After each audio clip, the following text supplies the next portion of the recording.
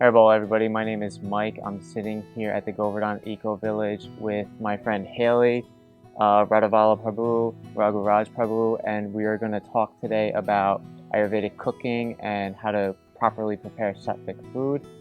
Just a brief introduction. I'm from upstate New York, which is in the United States. Haley here is from Australia, and both of us are here with our teacher Raghunath doing an advanced yoga teacher training. And part of our teacher training was we were able to take great association with these two great souls, learn a little bit about cooking.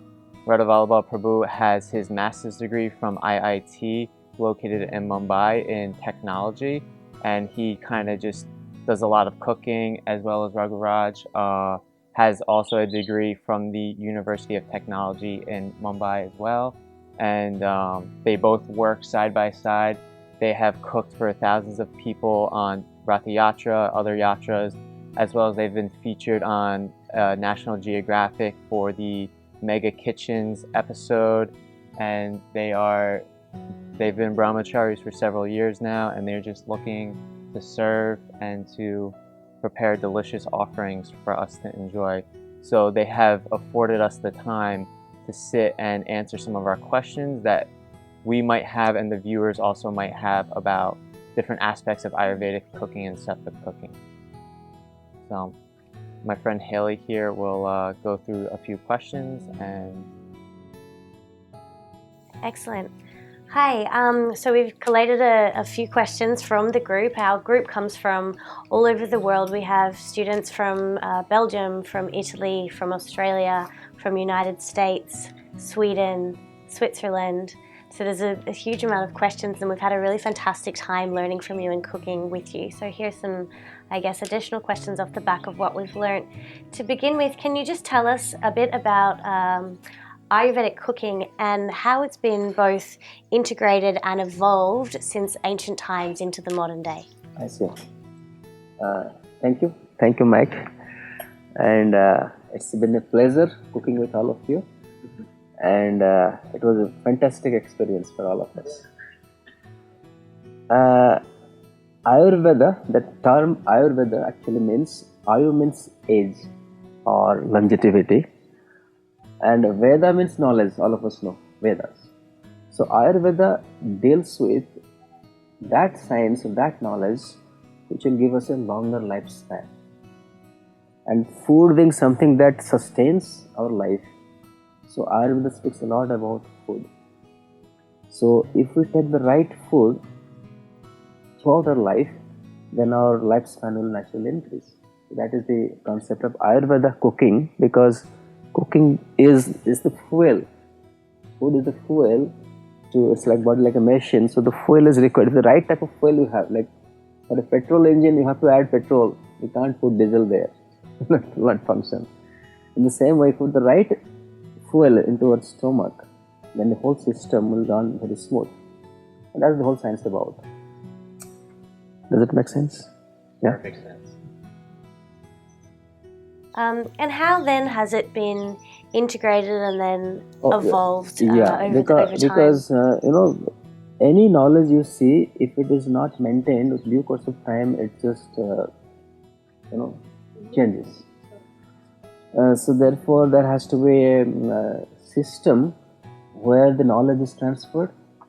So in India, if you see, the Vedic temples have maintained the standard of cooking throughout all these ages. And outside temple, because people tend to be lazy, try something else, so they may deviate. But temples, they have maintained the standards. Like if you go to Jagannath Puri, Raghuvraj was speaking, Jagannath Puri, today it is totally eco-friendly. They don't use plastic. They use clay pots to cook. They use wood fire to cook. They use well water to cook.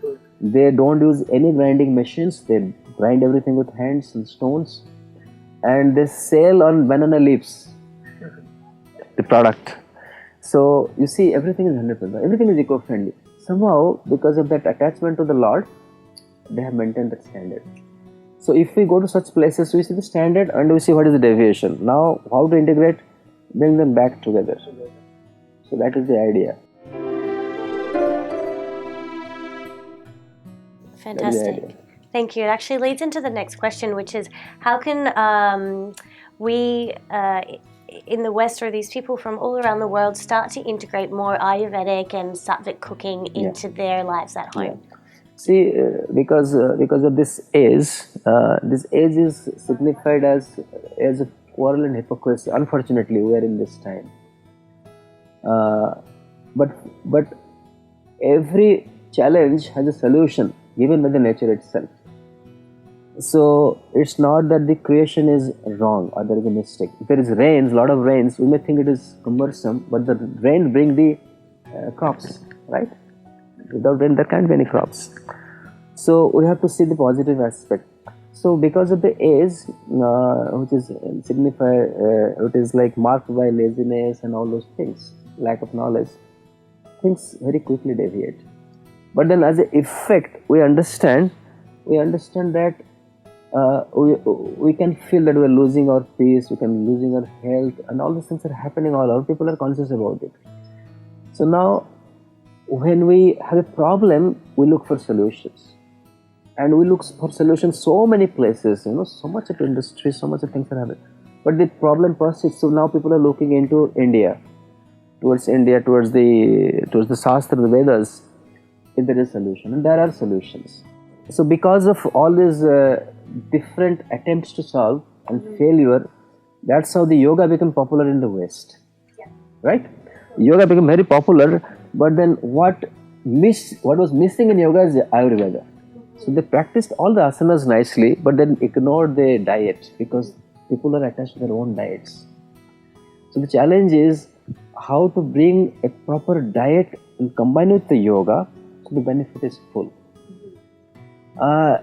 But when you come to Ayurveda was existing only in India so far. It never crossed the boundaries. So now the food that is local to India, the science you have to understand and bring that science and principles and apply in your food style. That is our main goal. How to bring the principles of Ayurveda into the food habits of all people all over the world, so that they can bring Satvik or Sattva or the goodness in their food for good health and peace of mind. That's the idea.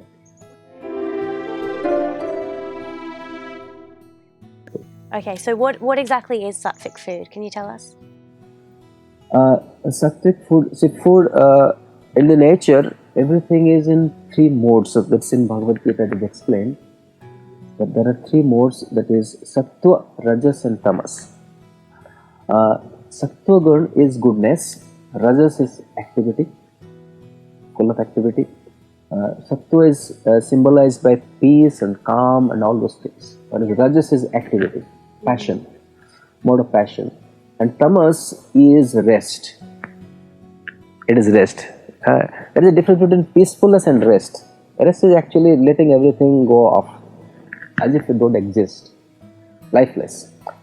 So we, to sustain our life, all needs all the 3. But for sustenance, what is goodness gives us is sustenance, whereas tamas is destruction, and passion is kind of it is also kind of more gradual destruction, because we are utilizing things, energy is utilized in that. Whereas good abundance is maintenance. So when you speak of good health and peace of mind, especially, it refers to Sattva. So therefore, the food is in mode of goodness, because food is kind of 50% of our life, right? So if the food is in goodness, then we can bring Sattva, which is sustenance of good health and peace of mind. So therefore, Ayurveda recommends generally for good food. in food in mode of goodness. One of the questions we have here is, what makes a meal Ayurvedic? Yeah. While speaking about food in mode of goodness, Lord Krishna in Bhagavad Gita, he speaks about the great qualities of the food first. But interestingly, while speaking about food in mode of passion and ignorance, he speaks the quality of the food itself. Whereas for goodness, he speaks about the result of eating that food, because the food may not be as tasty as in mode of passion or ignorance, you know. So he speaks about you will get long life, you will get peace of mind, and all those things. You will get strength, and you will get arogya. Arogya means no disease. So these are the inspiring words which drives a person to go for Satvik food. So if we are focused on the consequences of the food, then the food has to be in mode of goodness. And that's what Ayurvedic food is about. Because Veda is Bhagavad Gita. Gita comes in Vedas. Okay. And it speaks about, generally it recommends about food in Sattva Good. Because that's what the knowledge about life, knowledge about everything will evolve. So Ayurveda is basically Sattvic food.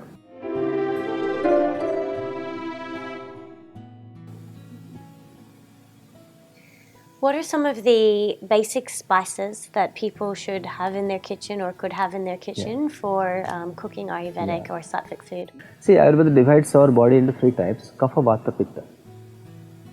So Kapha means there is kind of earth element is more, and Pitta means fire element is more, and Vata means air element is more. So depending on our body type, if it is Kapha, I should eat food.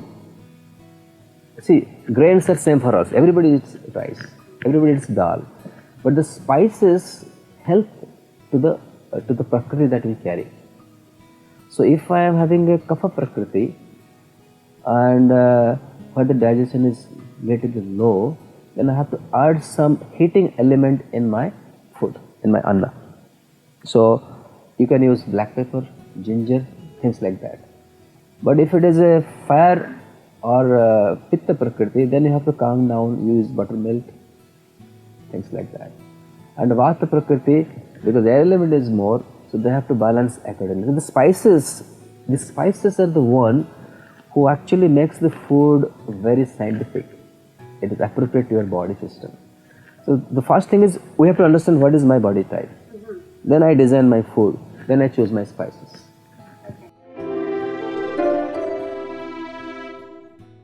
You mentioned buttermilk in one of the things you said just now, and our group, I know, has thoroughly enjoyed the buttermilk made and produced locally on site here at Govardhan Eco Village. Can you tell us what is buttermilk? Well, buttermilk has no butter. It doesn't have butter. But I don't know how it is acronymed or how it is named like that. The milk is a miracle food. Yes. In India, it is known as chas. And they say chas is khas. Khas means very exclusive and special. It rhymes like that.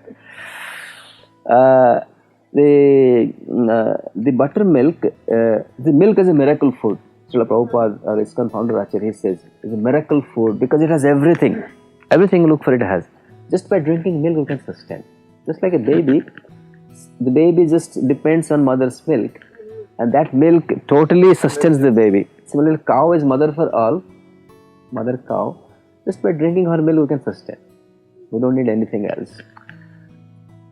But coming back to buttermilk, the milk that we procure, that has to be converted into yogurt, and the yogurt is when it is becomes little sour, then we churn it with hand. There is a difference between churning with hand and churning with machines. So the system that nature is giving, that when we churn, the churning rod goes in one direction and comes back in another direction.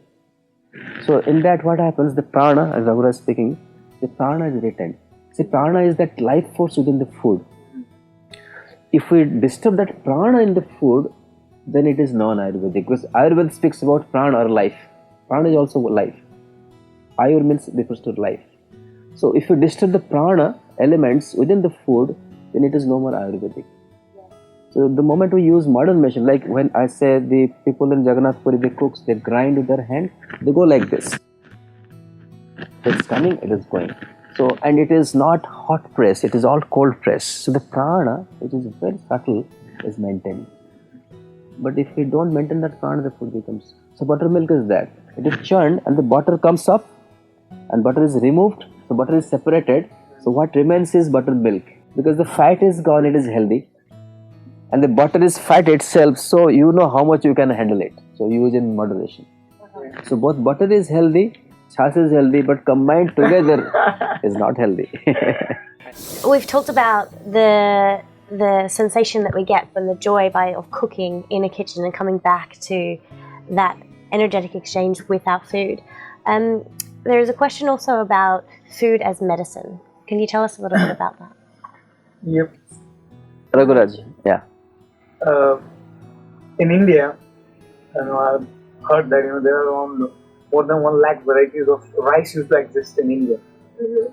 The interesting part is that in India, the food itself was kind of medicinal. Like in Govardhan Eco Village, we are right now growing 71 varieties of rice, and in that there is like some rice like Jini or Mahadi, some variety of rice. They are rich in iron, some are rich in calcium. So someone has deficiency of calcium, he has to just take that rice regularly, and that's it. You don't need medicine for that. So similarly, these kind of, if you're feeling something, you just take that and it just nourishes your body. That's how in India it is going on. That's how food is a medicine. You don't have to buy separate medicines. Your food itself can cure your all diseases. Okay. That's something called biodiversity. Biodiversity means in nature, different food have different qualities. Like you were saying, varieties of rice. Some rice has more calcium, some have some other ingredients, iron and more in it. So the recommendation is, why the nature is offering so much of diversity? Because if you eat different varieties of grains throughout the year, okay, then your body will nourish from it in different way. So eating one variety of rice throughout the year is not good. Sometimes people say basmati rice, that's great, and they keep eating all throughout the year. That's not right. Taking the same kind of oil throughout the year, not right. So therefore, the nature offers a biodiversity, we accept. And the food nourishes the body because it acts like a medicine. So we don't have to take iron pill or this that. Just manage your food like that. And coming back to this point, we are discussing about Jagannath Puri. There, people grow rice all over the state in the Odisha, and they say Jagannath owns all the property. The Lord owns all the property. Jagannath means he is the Lord of universe. Jagat means universe, Nath means master. So Jagannath means master of the universe. So all the property belongs to him. So whoever farmers makes his crop, the first product he brings to Jagannath Puri and offers to Jagannath. It used to be a norm, no more existing nowadays. It used to be a norm. And what they would do, they would bring all different varieties of rice. It's beautiful. Like in America, they say, in God we trust, that the whole land belongs to God. They feel like that. That's a good concept. Same thing was existing. In a practical skill, they bring actually. In a bullock cart, they will bring from their village. Whatever they may be, they will just bring it. And Jagannath eats one rice today, for the rest of the year he is not going to eat it, because so many varieties are there. And that's how he is strong and happy there. Here's an interesting one. The question is, does eating with your hands make a difference? Like both of us, he must be remembering, I grew up eating from my mother's hand. Okay. Because when a small child, your hand doesn't function like this. The mother feeds you. So we got an experience of finger right from the childhood. Believe it or not, I still remember when I was grown up, already 5, 6, 7 years old, but still I would insist my mother to feed me. Because the touch of finger is a difference. The second science is that when you took some food with a spoon, you don't know how hot it is or how cold it is. And if you touch the food, then you understand how nice it is. Of course, what we must follow is that we have to wash our hand before eating. In our house also there used to be, you have to wash your hand and feet before sitting for eating. So because the hand goes everywhere, like I'm touching here, I'm touching there.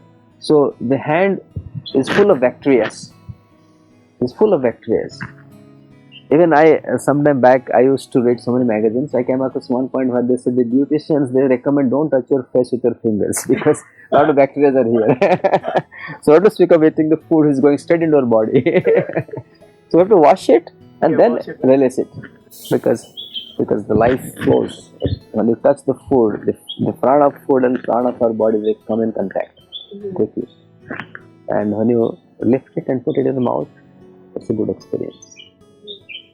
So I was telling some of her friends, I think she's from Sweden. Sweden, yeah, she was so happy when the first time she ate, and she was like... Because normally when you sit on a table, you eat like this, okay?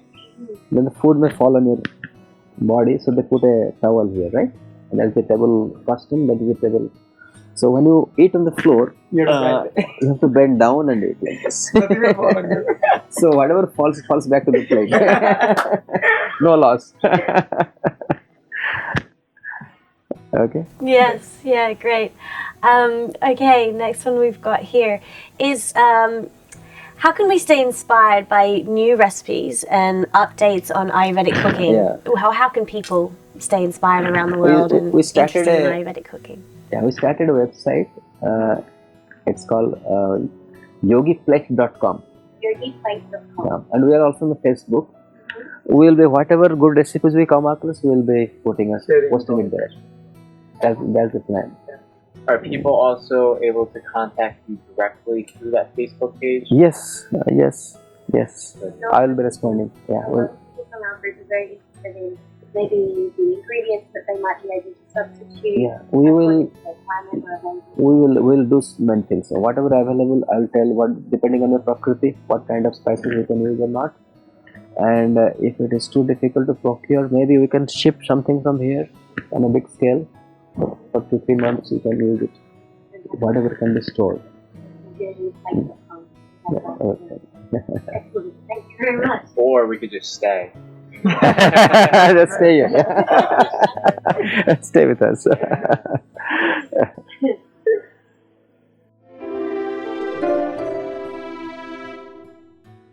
The last few here, what should we do before we start cooking to cultivate the proper consciousness? Yeah. And how do we maintain that while we're cooking and eating, I suppose? Because we are speaking about Veda, Ayurveda. Veda says that we should not do anything without a spirit of sacrifice. Gita says every action should be an act of sacrifice. So cooking and serving and even eating has to be an act of sacrifice. How do you do it? That's the challenge, because eating is something I really enjoy. I can't say I'm sacrificing. So Krishna says that He is everywhere in this creation. He is the taste of water. He is the ether in the sky, the sound in this ether. And He is also the fire in our stomach. Okay. So because everything is supplied by Him, so when we eat, if we have the consciousness that I'm offering to the Lord, I'm sitting as a fire, that is also an act of sacrifice. Because sacrifice yajna, we put food in the yajna, sacrifice. This kind of consciousness can be maintained. So especially in the matter of cooking, the consciousness is that I'm cooking for the pleasure of others, for family members, for friends, like that. And but then, because the eating is a process where we kill. Even if it is a vegetarian food, we kill. We kill plants, we kill so many things happening. So therefore, the idea is that I am cooking it, or I am killing certain entities, so that we can live to contribute back more. That is the consciousness. So then, how do I know how I'm contributing the best? And then the concept of spirituality comes into food. Okay, so I have to make something because God is all good. Because God is all good, so He knows what is the best. So therefore, I have to connect to the God, from which I get the inspiration to do sacrifice properly. So the idea is basically it has to be a feeling of sacrifice while doing, not a spirit of enjoyment. Okay, beautifully said. Thank you.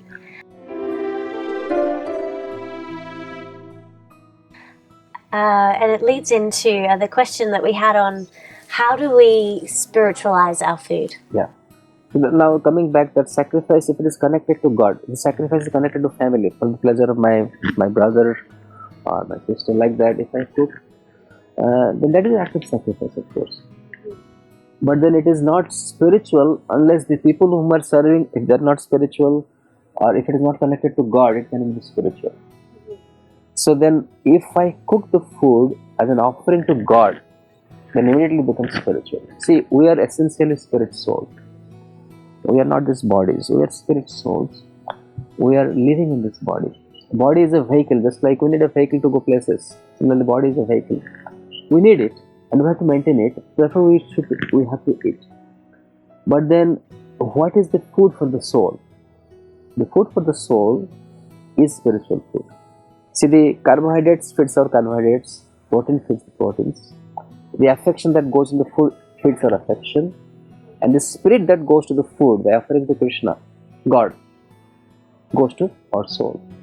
So if we feed everything, body, mind, heart, everything, but we don't feed the soul, so when after eating everything, we will remain dissatisfied. The satisfaction will not come. Therefore, the food is spiritualized. If it is connected to God, then it will feed our soul. It will give satisfaction. Yeah, thank you very much. And I think I can say on behalf of everyone that's cooked with you for the last few days, It was a great pleasure on our part. It's been a very spiritual experience for all of us, not only being together and cooking, but also then, being able to offer that up and being able to feel very nourished and blessed because of that experience. So Last day was like Govardhan Puja. it was absolutely like that. We are in Govardhan Eco Village. So we thank you very, very much for that and your time today. Thank you.